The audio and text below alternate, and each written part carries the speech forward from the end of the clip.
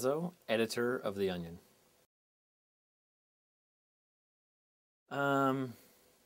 What did I think I would be doing when I grew up? It's funny, I think I always thought that I would wind up in comedy somehow. I guess I kind of envisioned myself being like a Bill Murray or somebody who was my hero, but I didn't ever actively pursue comedy as a career. It just sort of like happened. I never really thought that while I always fantasized about it as a kid, I just, for some reason, it never seemed like something that I should actually really pursue. So I think I envisioned myself being as much like Bill Murray as I could, and having kids, and having a cabin up in the woods somewhere, and so one of those things has happened so far, so that's good. I think he was such a specific kind of comedy that was sarcastic and confident, but also not cold and soulless, like not just doing comedy on the surface level. There was something really endearing about him, and you got the sense that even though he made cynical remarks, that he was a kind of flawed and normal guy as well. I think he just really is sort of the standard bearer for this tone of comedy that a lot of people from my generation grew up with. Steve Martin was in there as well, Chevy Chase in those days. Were all, I don't know if they're big influences, but I guess I haven't done a lot of reflecting on who my comedic influences actually have been. Growing up with, two younger brothers and sarcastic parents probably was the biggest influence of any, I don't think anybody can really make me laugh, like my little brother Matt or my dad or my brother Nick. So I think that had a lot to do with it.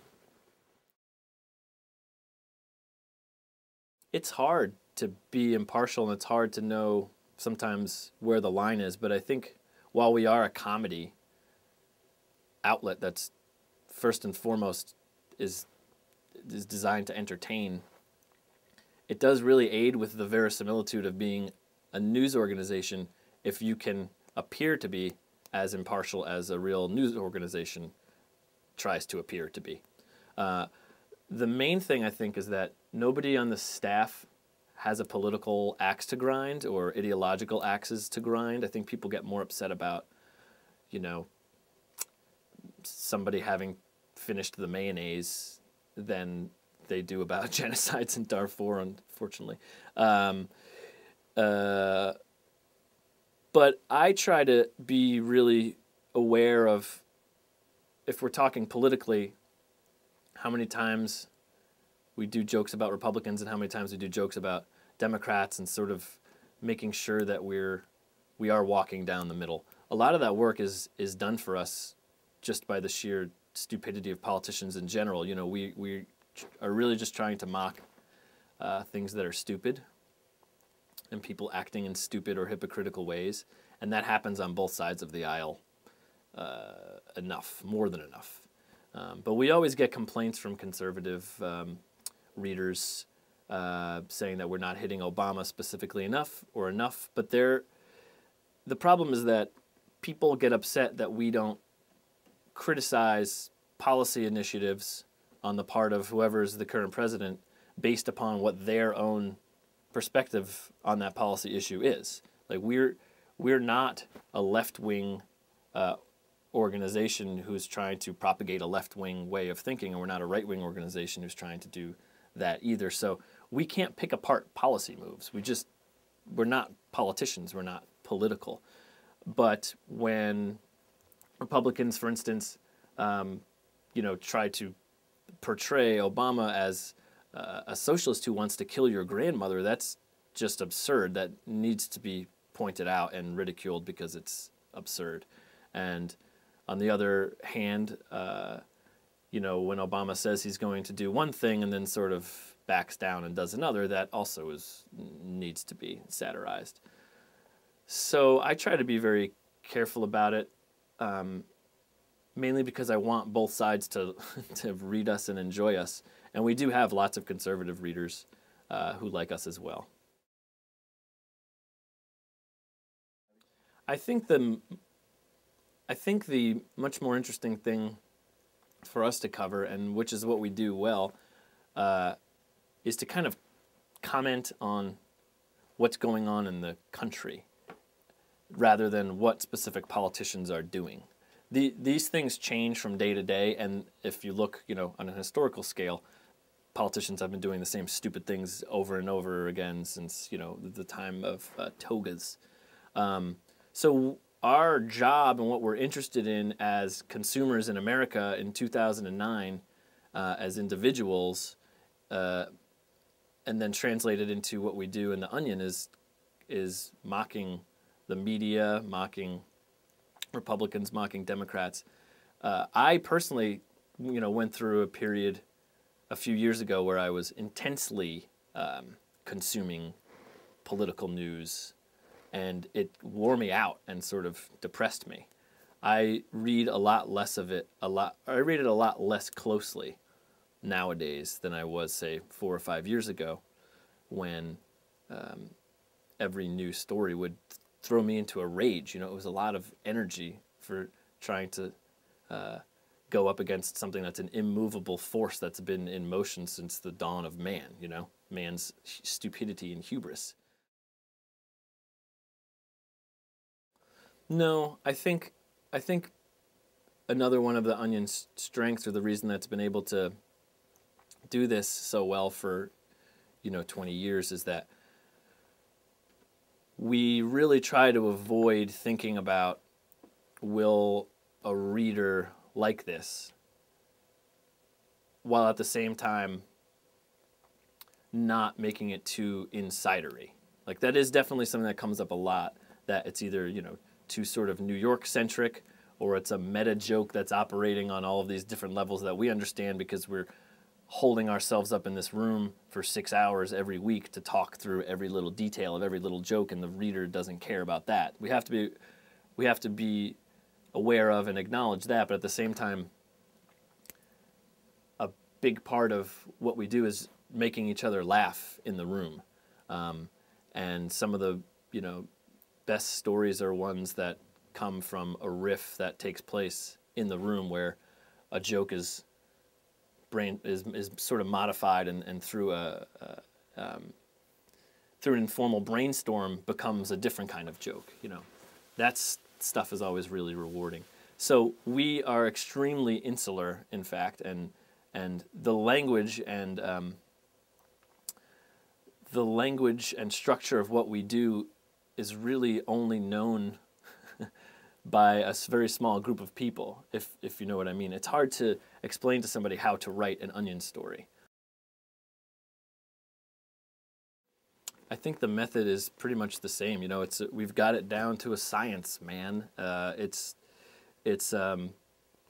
think the number one rule is that, the number one thing that people wouldn't think of is that if you're trying to be funny in your headline, it's not going to work. I've had people who are very big fans of The Onion and read it for years finally hound me enough to be able to submit headlines, and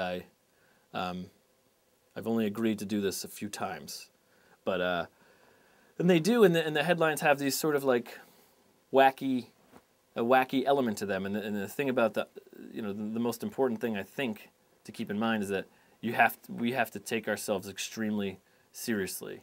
The headline has to take itself extremely seriously. The character of The Onion is presupposing that it is the most important media outlet in the world, and that its word is essentially the word of God.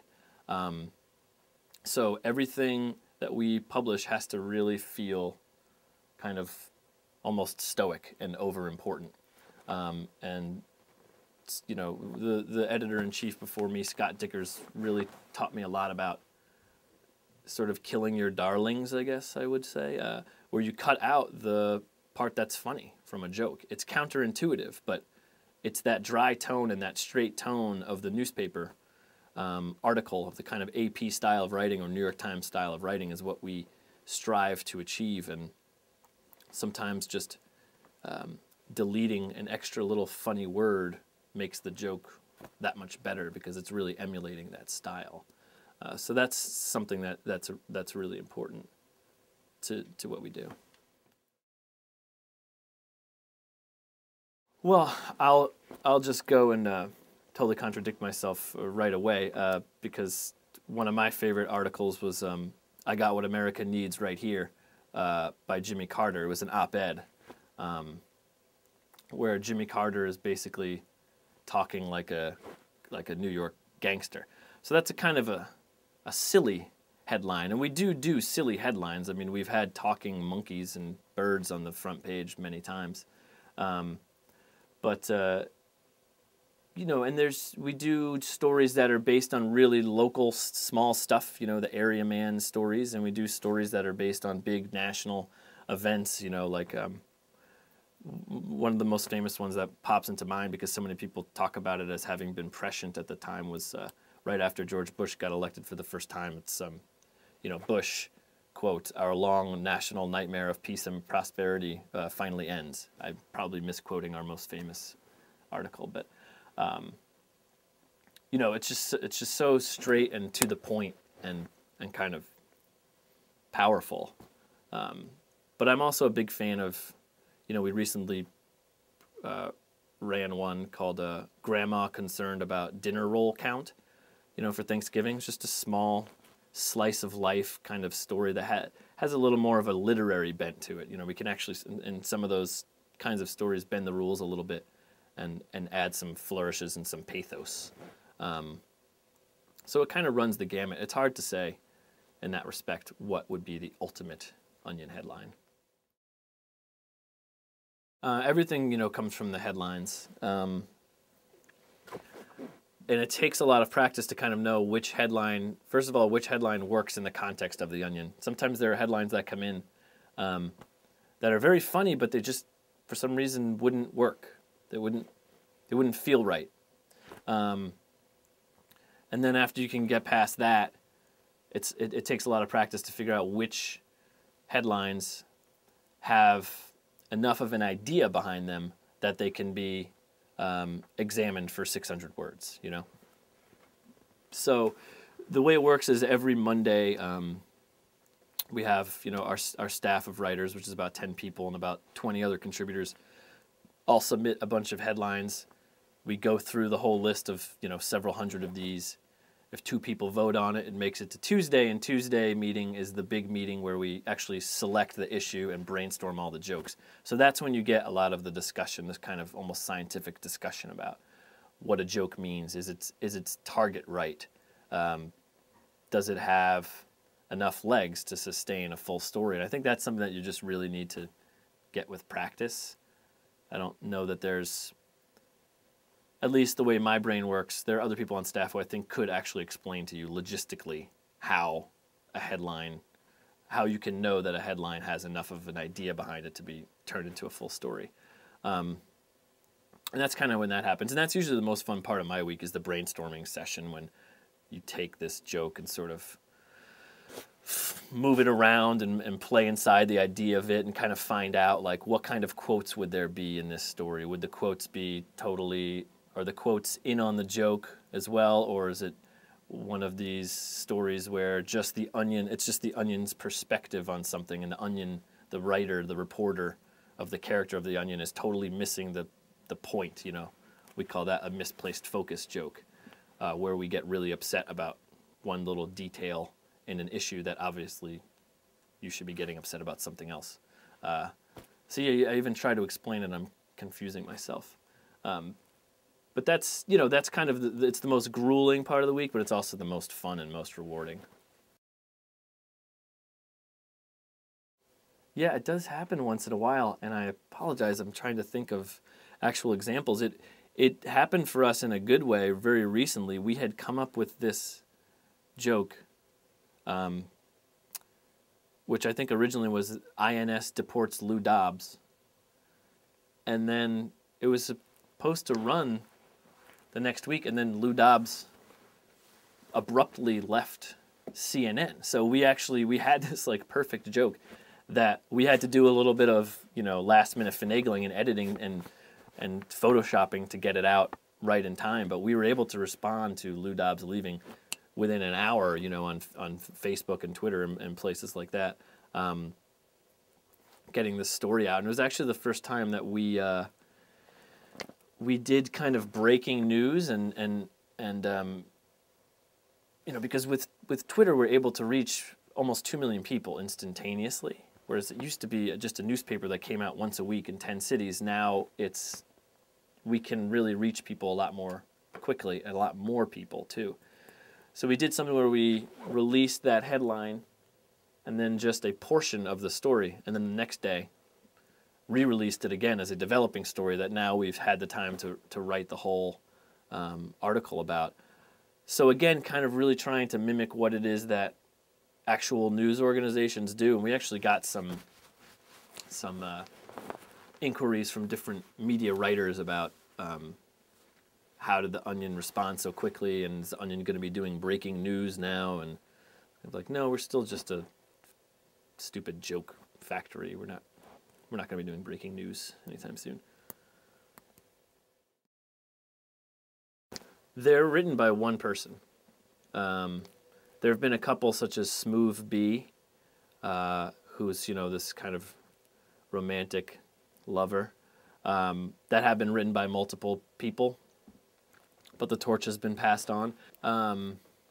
There's also Jim Anchower, which is written by a writer named Joe Garden. He's the stoner whose car is forever broken down.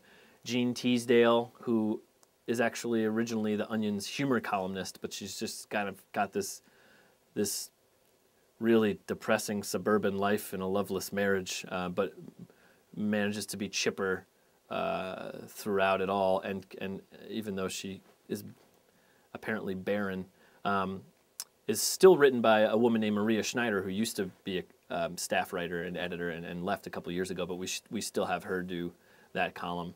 The columns are so personal and specific that it would be really hard for someone to pick up and take over for someone else after so many years of kind of nuance and layer. And, they're often writing about things from their own life that's translated into this character. So, yeah. I think it informs a great deal. It's funny, you can sort of pinpoint sometimes in the meeting, like, so obviously, Seth, you watched a lot of Seinfeld over the weekend, because all the jokes are about Seinfeld, or TV commercials that you would find during Seinfeld. Or if somebody's, especially frustrated with their roommate, like people in the past will just sort of, you can tell through the headlines that are being pitched, you can sort of observe the arc of their relationship with their roommate. So I think because it's as much these little minor things that occur in daily life, more observational stuff that makes it into the paper, as it is big national news events. So definitely people's biases about, say, brunch or Aerosmith will make it into headline form and then get pitched at the meeting. And if we think it's sort of universally funny enough, it'll actually make it into the paper. So there's definitely a lot of that. We recently talked about, actually, the idea just occurred to me to release like the Kornfeld papers or something, that some of his old writings that had been unearthed, but we decided to kind of let it be for now. You don't know. You never know. It might happen at some time, but for us right now, Herbert Kornfeld is dead, still the victim of white-on-white violence.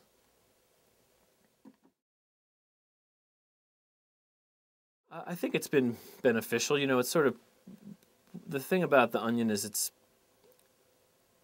despite kind of how popular it continues to become, we still sort of think of ourselves as outsiders. It was kind of founded on that idea, rooted in a very Gen X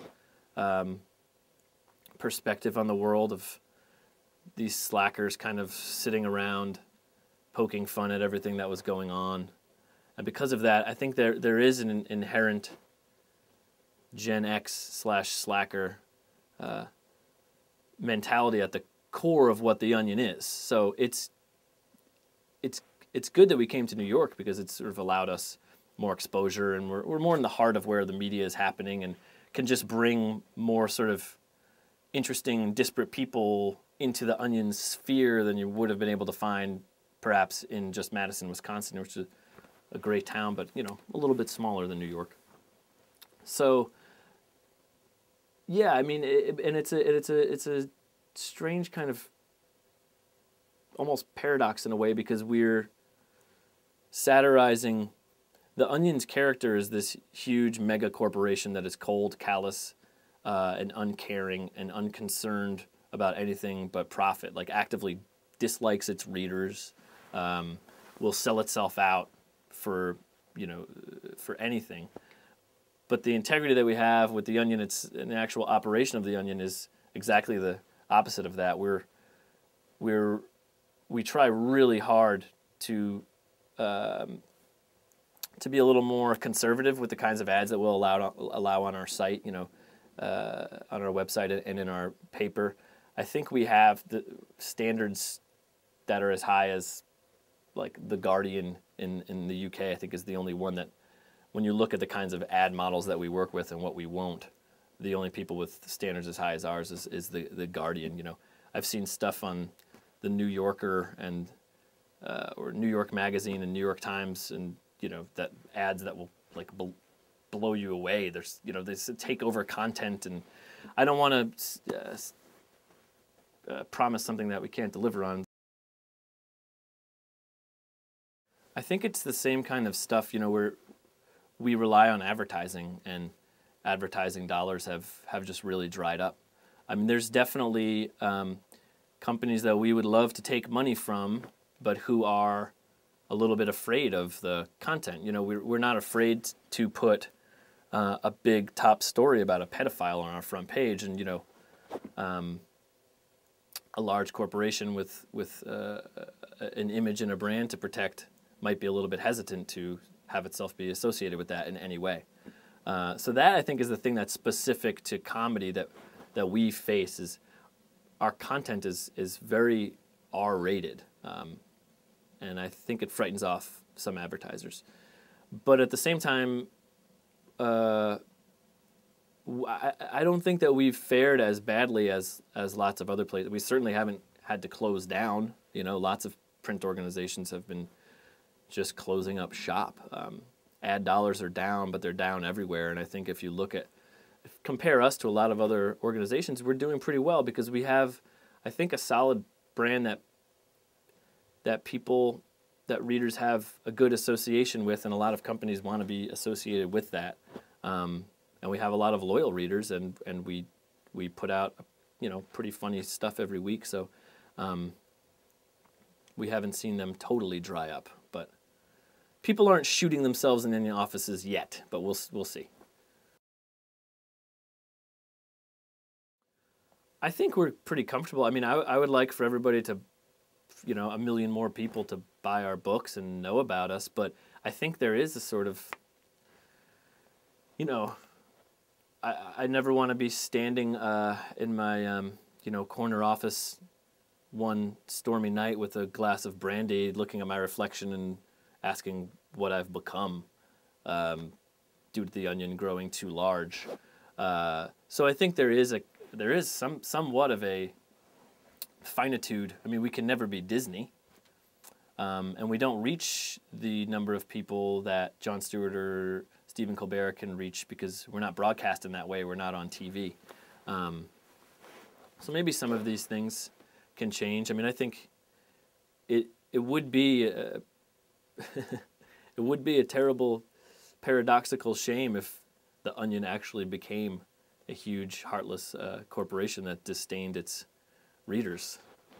But I guess, the nature of capitalism and the free market is that a company wants to become as big as it can. So we'll just have to see what happens. Maybe The Onion will turn into a monster. I don't know.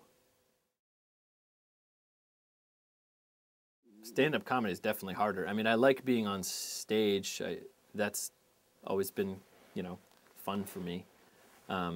Better than it's It's like people ask, like, how do you go up on stage? I don't think I could ever do it. And my answer is like, well, I'm having trouble talking to you right now. It's, like, it's for some reason, some people just have it in their genetic makeup that it's easier to go up and interact with a group of strangers than it is to have any kind of meaningful interaction with a person whose eyes you have to look into.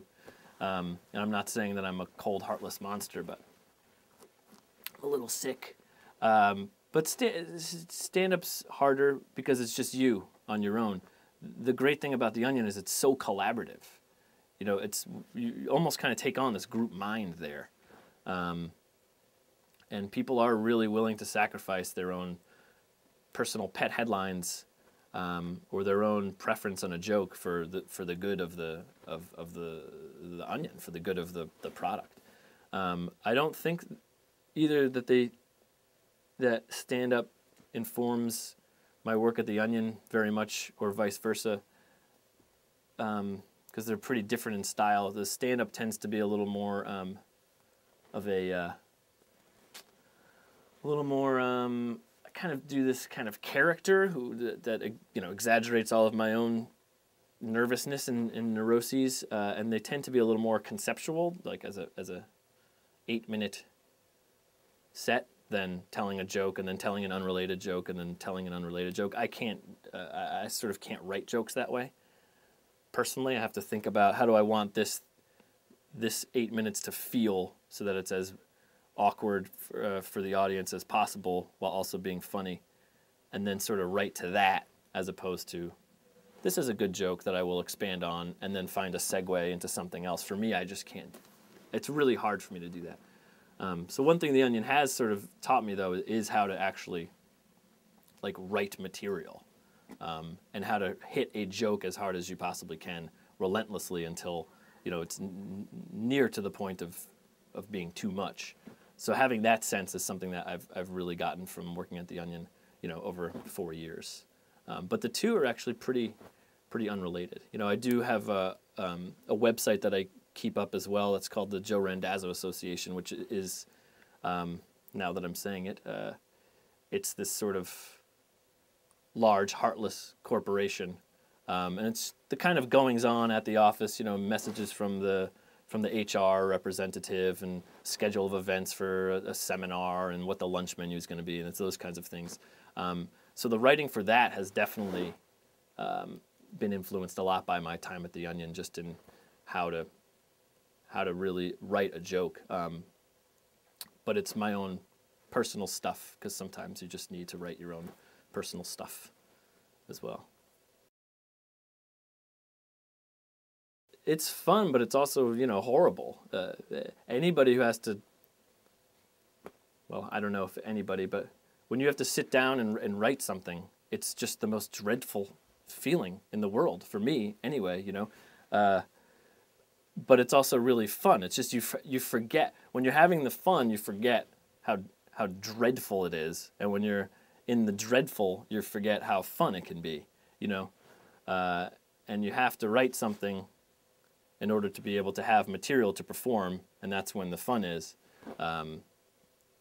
So I guess I sort of actually force myself to do it. And I've listened to other, there's this great podcast I listen to called the Creative Screenwriting Magazine, where Jeff Goldsmith is his name. He's a senior editor at the magazine, I think, and he interviews different screenwriters every week, and he always asks them if they, what do they do they get writer's block, and what do they do to get rid of it? And every time I'm like, I always have writer's block is the default position for me. It's like such a struggle to get these ideas out, so they don't want to come out, even though they're in there driving me crazy.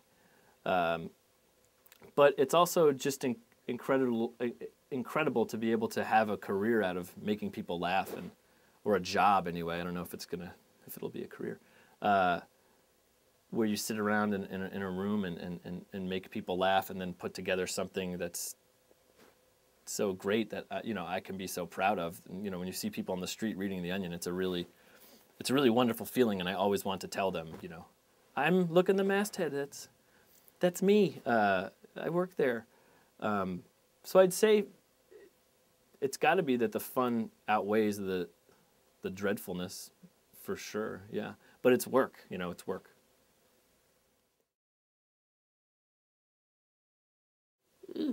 I guess dead baby jokes are less funny to me now that I have a living baby, but we still make them. We still make them.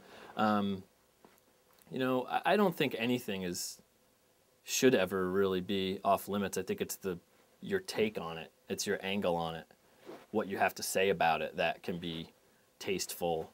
You know, I don't believe in things being too soon. I just think, you know, if you're making a joke to sort of cash in on what everybody's thinking and feeling and talking about at that moment with no heart to it or no thought to it or no kind of like human empathy or understanding, then you're just kind of like a buffoon, but you can still make the joke, you know.